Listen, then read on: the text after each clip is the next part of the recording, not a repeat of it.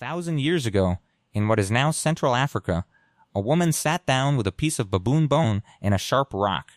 She carved notches into it, 28 of them, in deliberate groups. For decades, archaeologists called it a counting tool, a tally stick. But those notches line up suspiciously well with a lunar cycle. 28 days, which means one of the oldest mathematical artifacts in human history. Might be a period tracker, made by a woman, 20,000 years before your phone could do it for you. That bone is called the Ishango bone, and for most of history, nobody talked about what it might actually represent. Stop. Before you click away, I know what this looks like. But this is not a weird video. It's one of the most fascinating, least discussed questions in all of human history. Half of humanity has been dealing with this for hundreds of thousands of years, and yet, when historians write about ancient civilizations, they'll spend 40 pages on how Romans built roads and exactly 0 sentences on how a Roman girl handled her first period. We're fixing that today. Imagine you're 12 years old, or 14, or 16. You wake up one morning. There's blood. You're not injured. Nothing attacked you. But the bleeding won't stop. You don't have Google. You don't have a phone. You don't have a mom text saying it's normal. You don't have aisle 7 with 40 pastel options. You don't even have the word period. This happened to basically every woman who ever lived. And yet, it's one of the least talked about experiences in history. Today, we're going back from prehistoric camps to Egyptian temples to Roman streets to medieval monasteries to find out exactly what happened when an ancient girl experienced her first period. First, a biology truth that explains everything else. Puberty is not about age, it's about energy. In the 1970s, researcher Rose Frisch discovered something remarkable. A girl's body needs roughly 17% body fat before menstruation can even begin. Your body runs a calculation, a fuel gauge.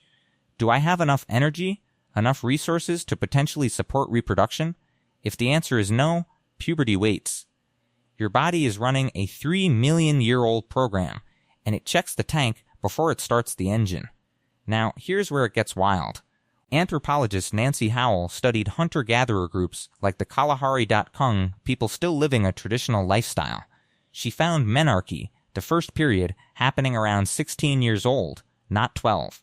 Harder physical activity, leaner diets, energy spent just surviving.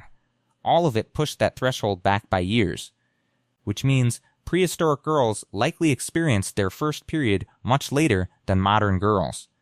Your body today, with its steady calories and comfortable life, hits that fuel threshold years earlier. Same ancient program. Way more fuel. So picture that 16-year-old deep in prehistory. She looks down. She sees blood. What does she think? Here's where I have to be honest with you. We do not know. Nobody wrote it down. There's no cave painting labeled Day 1 Extremely Confused. Anyone who claims to know her exact reaction is guessing. But here's what we can do. Anthropologists have studied traditional societies, much more recent ones, but still outside industrial culture. And across dozens of unrelated cultures, first menstruation is not hidden. It's marked. Sometimes with seclusion. Sometimes with ceremony. Sometimes with an entire village celebration. The Jew Hoansi San people of the Kalahari, when a girl had her first period, the men would strap on antelope horns and dance. A community ritual, treating periods as an unspeakable secret. That's the modern habit. Not the ancient one, but what did she actually use? This is where archaeology gets deeply frustrating. Whatever prehistoric women used moss, soft plant fibers, cleaned animal hides, it was all organic. And organic material rots. It doesn't fossilize. It doesn't survive tens of thousands of years in soil waiting for an archaeologist to find it. So if you've ever heard someone confidently declare exactly what cave women used that's not from a preserved artifact, there isn't one. What we have are reasonable inferences. The same moss used for wound dressing. The same soft leather used for baby wraps. Materials already part of daily life. It's a logical assumption. But an honest historian will tell you the direct evidence simply hasn't survived. Then we hit written history, and everything changes. Egypt. Around 1800 BC, nearly 4. Though 0 years ago, someone sat down and wrote the Kahun Gynecological Papyrus. It is one of the oldest medical documents on Earth, and it is entirely dedicated to women's health, menstruation, fertility, pregnancy, contraception. A few centuries later, the Ebers Papyrus added even more detail distinguishing regular from irregular bleeding. Egyptian medicine treated menstruation as legitimate medicine worth writing an entire scroll about 800 years ago. Meanwhile, modern doctors in the 1990s were still telling women their cramps were in their head.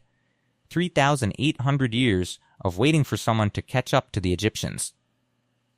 What did Egyptian girls use? Softened papyrus rolled into an early form of tampon, and softened linen washable, reusable, practical, and here's the cultural piece. In ancient Egypt, menstruation wasn't considered shameful. It was connected to fertility, to the goddess Isis, to the flooding of the Nile. Women weren't locked away. They continued their lives with minimal disruption. Egypt is genuinely the hero of this story. And then came Greece and Rome, which gave us so much, and also some of the most spectacularly wrong ideas about women's bodies ever committed to paper. Let's talk about Aristotle, one of the most celebrated minds in Western history. He wrote at length about menstruation. His conclusion? Menstrual blood was failed semen. His theory, and real people believed this for centuries, was that women's bodies tried to produce semen, just like men did.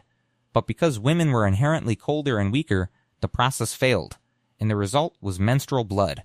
That was not fringe. That was mainstream scientific consensus. Meanwhile, Greek girls were using wool-soft, absorbent, widely available. Small wool pads held in place by belts, practical knowledge passed between women, completely ignored by the philosophers. Then came Rome and Pliny the Elder. He wrote a 37-volume encyclopedia, and his section on menstruation is a masterpiece of confident ignorance.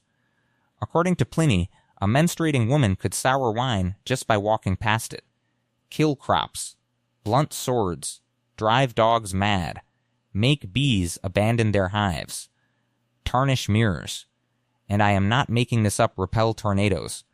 Repel, tornadoes, ancient Rome genuinely believed girls on their first period were walking environmental hazards. And here's the part that really matters. People believed him.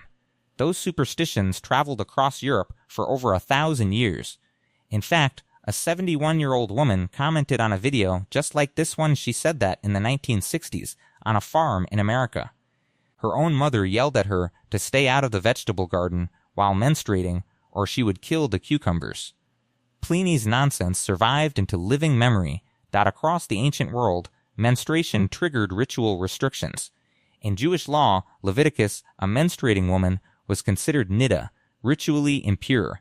She couldn't be touched, couldn't touch certain objects, had to undergo ritual immersion.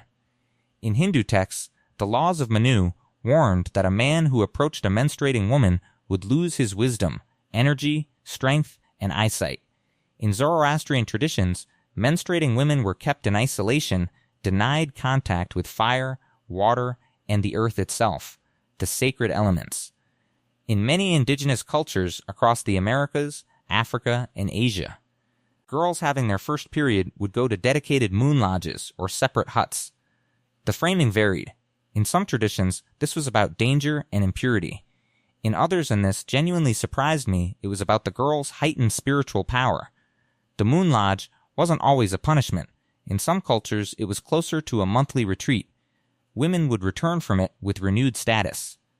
The split ran exactly along one line. Did the society see the bleeding girl as dangerous or as powerful? That single answer determined whether she spent the week in shame or in honor. By the medieval period, you'd expect everything got worse. And in Europe, in some ways, it did. The church framed menstruation as part of Eve's curse. Women were sometimes barred from communion while bleeding.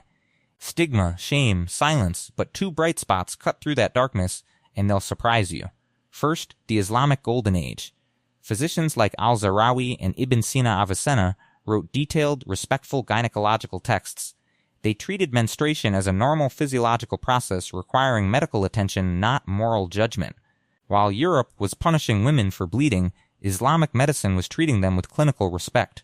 Second, a 12th century German nun named Hildegard of Bingen.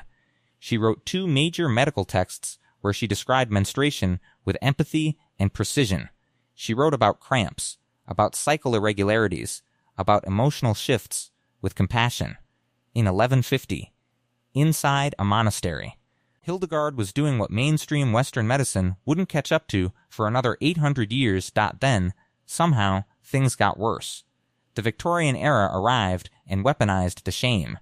Victorian doctors, almost all men, wrote with great seriousness that menstruation made women too physically weak and mentally unstable for education, for work, for public life. Medical journals argued that allowing girls to study during their periods would damage their reproductive systems, that mental exertion during menstruation could cause madness. For centuries, in the most advanced societies on Earth, half the human population was told that a normal biological function made them unfit for thinking, unfit for participating, unfit for being fully human for 5 days out of every month. And yet, here's the truly shocking part. The period products you consider completely unremarkable today, they're barely a century old. In 1888, Johnson & Johnson launched the first commercial pad, Lister's Towels. It flopped, not because it was bad, because Victorian women were too embarrassed to walk into a store and say the words out loud to a male shopkeeper. The shame was literally stronger than the convenience. What finally changed it? World War I. Nurses on the front lines noticed that cellulose bandages, the same material they were using to dress soldiers' wounds, absorbed menstrual blood far better than cloth. They started using them personally. Word spread through letters and conversations, and in the 1920s, Kotex was born. The modern tampon with an applicator wasn't patented until 1931. It didn't reach store shelves until the mid-1930s. Let that sink in. Humans have been menstruating for the entire existence of our species hundreds of thousands of years. In the convenient modern products, barely 100. For nearly all of human history, girls simply figured it out, generation after generation, using whatever was available, with no instructions, no products, no voice. For most of that history, almost total silence. Here's what I realized tracing this entire arc. From a carved bone 20,000 years ago, to Egyptian papyrus, to a German nun's medical texts, to a World War I nurse who looked at a bandage and saw something else. The most humane responses to menstruation throughout history almost never came from the most powerful institutions. Not from Aristotle, not from Pliny, not from the Victorian doctors who argued that reading during your period could cause madness. The compassion came from quiet traditions. Mothers teaching daughters in kitchens. Midwives passing knowledge through generations. Women like Hildegard who simply looked at a bleeding girl and saw a person who needed care, not a problem to be solved or a shame to be hidden. We have entire museums dedicated to ancient weapons. We reconstruct battle formations in painstaking detail. We make documentaries about emperors and generals. But the daily experience of half the population, the practical, intimate, universal reality of menstruation, barely shows up in mainstream history. The real question isn't just what did ancient girls use. The real question is, what did each society decide a bleeding girl deserved? Dignity or shame? Celebration or isolation? Care or punishment? That's the question that spans 20,000 years. And it's still being answered today in countries where girls miss school because they can't afford pads. In the awkward silence when someone says period out loud. In the fact that you might have hesitated for half a second before clicking on this video. Your body is still running that ancient program. The same fuel gauge calculation. The same biological process that connected that girl in the Kalahari to her ancestors, to the first woman who carved notches into a baboon bone, to Cleopatra, to a medieval peasant washing her cloth pads, to your grandmother, to the nurses in World War I who looked at a bandage and changed the world, to you. The science has always run ahead. The dignity has always had to be fought for. And the women who came before you, they didn't wait for permission. They didn't wait for Aristotle to get it right. They figured it out generation after generation, on every continent, solving the same problem in parallel with no playbook, no recognition, and for most of history, no voice. Half of humanity solving the same engineering problem with zero credit for thousands of generations. That's not just history. That is quietly one of the most impressive feats in the entire human story. If this changed how you think about something you were probably taught to never think about at all, hit subscribe. We do deep dives into the hidden stories of being human every week. And tell me in the comments, what's one thing about your own body you were never taught, but wish you had been? I read every single one,